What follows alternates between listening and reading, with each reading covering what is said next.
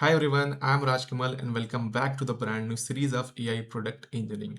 And in continuation to the Python playlist, which is Essential Python for AI product development, we are at lecture number 17 on module 3, which is all about operator. And in this lecture, we are going to talk about comparison operator. So guys, this is also pretty much important while working on the project. We are definitely going to perform this kind of operation comparison with the help of double equal sign or assignment with single equal sign, not equal to, greater than, less than, right? And how elegantly the Python chaining rule works, right? So that is something we are going to discuss as a part of this video lecture. So without further delay, let's get started. So as a part of agenda of this video lecture, we are going to discuss about all six comparison operators, right? And that will be kind of quick walkthrough about for you guys, because most of the operators you would have already seen earlier. I mean, when you were in the school days, that time also mathematically you have used those operators and you have that better understanding how those mathematical operators work underneath. So it will be kind of quick revision, but there are certain operators where people generally, I mean, developers gets confused. So that is where we need to focus pretty much more in order to understand those functionality and the internal functioning. Okay, then we are going to discuss about the double equal and the equal operator, how they are different and what is their underline functionality. This is for the comparison, this is for the assignment, right? So that is we are going to understand in more practical manner. Then we are going to talk about comparing strings. When there are two strings and we are going to compare them, right? So generally they get compared in the alphabetical order. So generally I mean, bit by bit, character by character, we are going to compare their Unicode values. So that's where thus I mean, the conclusion of whether that string is greater than or the less than other string get concluded. Okay, so this is also we are going to see in a more practical manner. Then we are going to discuss about the chained comparison. So that is where the real beauty of the Python will come, guys. With respect to the I mean, in other languages, in order to write this simple expression, we have to split in two parts, and with the help of and or operators, we generally combines those conditional statements, and then we perform the computation further. But in Python, it is just like writing a mathematical equation. I mean, that's where the real beauty of Python come into the picture. We can simply write in a simpler expression by combining those two separate part of the expressions, right? And which is more readable, more quick also. All right, I hope that this slide is clear. So coming to the next slide, guys. So here I'm just going to give you a quick walkthrough about all the existing operators and their behavior. Okay, so if you look at, this is the equal operator, right? We are comparing these two numbers, 5 equal to 5. Yes, it's true. So it is going to return a boolean value. So guys, one thing we need to understand, as a part of comparison operator, the end value will be a boolean value only, right? True or false. So not equal, we are comparing this 5 with 3. Definitely 5 is not equal to 3. Again, the output will be true. Here we are comparing greater, right? So 7 is greater 10. No, it's false, right? So output will be false. Less than 3 is less than 8. Definitely it is less than I mean, this expression is true, then the output will be true.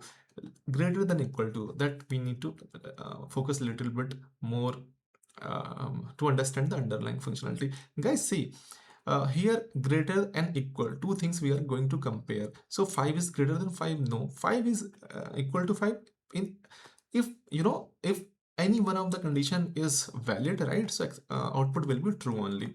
Here less than equal to, here 4 less than 3. No, 4 equal to 3. No, in both the condition it's failing, right? So the output will be false only. I hope you like the explanation. So let's jump to the next slide. So talking about, yeah, this is pretty much important, guys. We need to understand the difference between the this comparison operator and the assignment operator. Here this is acting as a assignment operator. We are assigning this 5 value to the x variable, so this acting as a assignment operator. Here once we have 5 inside the once we have once we have 5 inside the uh, 5 inside the x variable, we are going to compare with the 5, another 5. Suppose another 5, there is another 5 inside the main memory, which is on different address. Let's say address 2, this is on the address 1, right? We are going to compare on address 1, 5, it is equal to 5 which is available or present on the address 2. Yes, it is true, so it will going to return as a true output, right?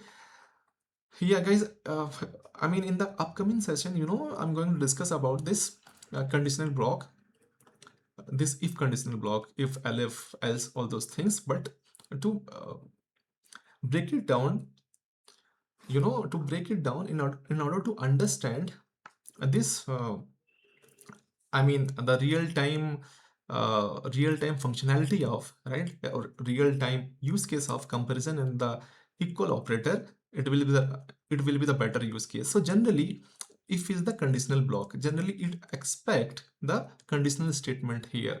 So it will go there and it will evaluate that expression, and as per the output, whether it is true or false, it is going to inside the body or not, right? Whether if the expression is true, it will go inside the body. If that evaluation of that expression is false, it will never go inside the body, right? That's how it works. So it if expect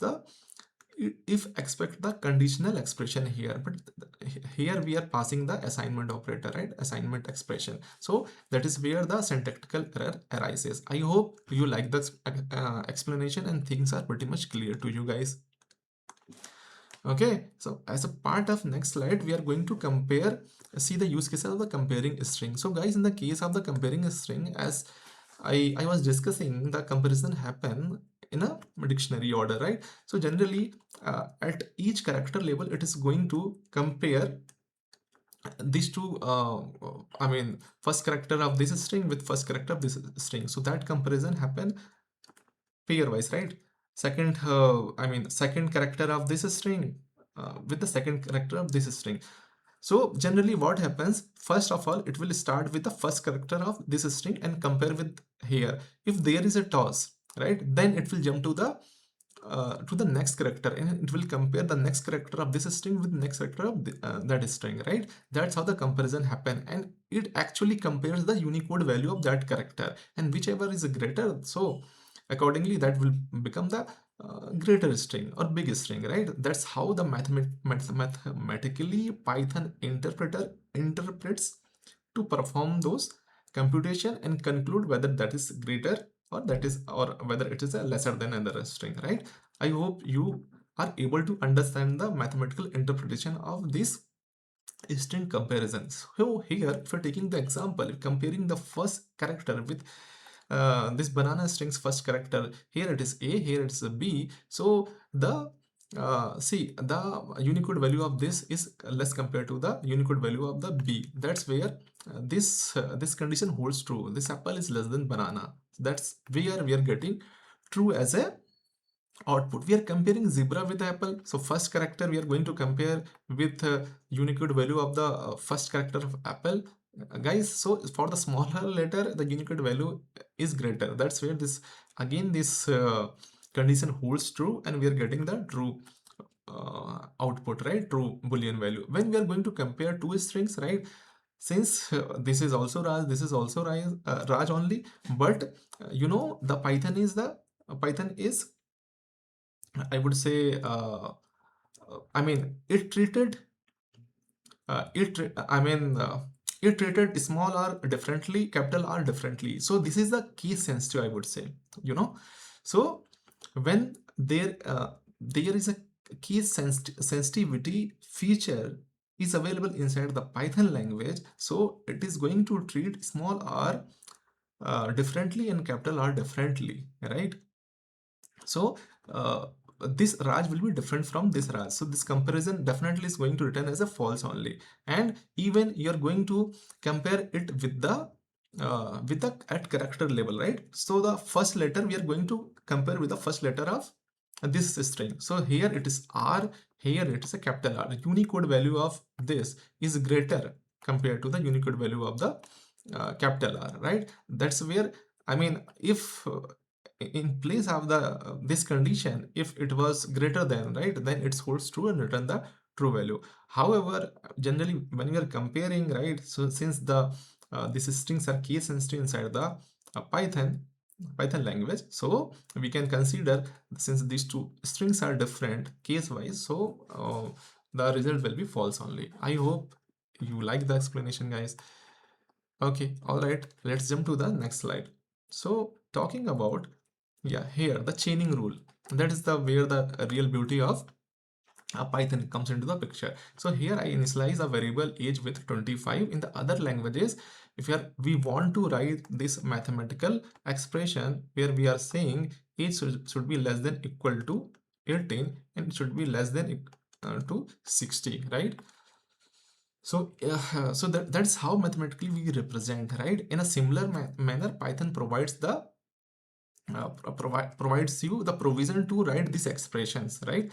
So inside the Python, we can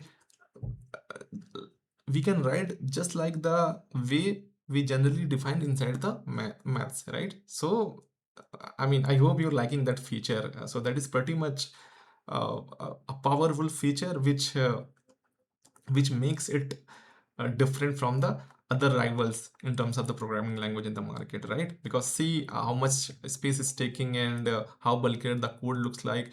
However, mathematically, that's how, I mean, we assume inside our, inside our mind as well, and that's how exactly Python interpreter also enable us to write and interpret in the real time. So with the help of, I mean, the whole idea is with the help of Python chaining rule, we can write this big expression in a much simpler manner. Okay, so it will make your code more readable as well, right? So I hope you like the explanation and you are clear with the explanation as well. Okay, so before jumping to the quick recap, let's do the lab as well. So guys, I'm going to open this IPython notebook. Here we are going to see the things practically. So I'm assigning 5 to the x variable. This is the assignment operator, and when we are going to compare this 5 with 5, it is going to return true. That's what we have seen it, right? And if is the conditional block, right, it expect the conditional expression here, but we are providing assignment. That's where it will fail. If you provide the conditional expression, it will pass. I mean, it will pass in the sense, uh, suppose I've done that, right? So syntactically it's correct. However, you might be thinking it should work with the pass if previously we have used a single equal sign as well, right? But that is not the case. It will not work here because it is expecting, if is expecting conditional block here, expression here. Okay, I hope you understand the difference between the assignment and the conditional operator. Okay, sorry, I mean the comparison operator. Now coming to the comparison strings, right? How this string comparison happen underneath. So I mean, as per the this alphabetical order, right? Or you just I mean, if you recall the, I mean, if you recall the explanation that I have given, it is going to compare the Unicode value of these characters, right? That's where the Unicode value of a character is less than the Unicode value of B character. That's where the whole string apple will be treated or considered as a lesser compared to the banana string.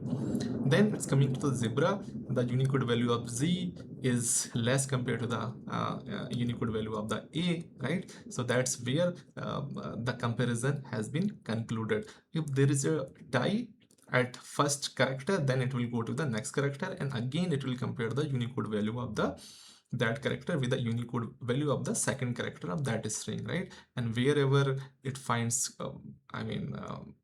greater and smaller, accordingly it will provide the boolean as a output, right? See, I have also mentioned the Unicode value of the Z, it is 90. However, the Unicode value of small is 97. That's where this string is coming as a greater compared to the zebra. Okay, and then this is the case sensitive. Then small Raj is not equal to Raj in camel cases, right? That's where the output is coming as a boolean false. Then the chaining rule we have understand to make Python, this makes Python more elegant, right? So like e is equal to 25, and in order to put this condition where e should be less than equal to 18 and greater than equal to 18 and less than 60. And so in other languages, this is how bulkier the conditional expression looks like. But the case of the Python, we can eventually mention in a very beautiful manner in a single expression, right? Like where e should be less than equal to, greater than equal to 18 and should be less than 60, right? See, it's working, right? So we are also done with the lab part. Okay, all right, guys. That's it pretty much as a part of this lecture. I hope you would have learned something new today. With that, I'm signing off. But remember, keep learning, keep growing, and keep building together. Thank you.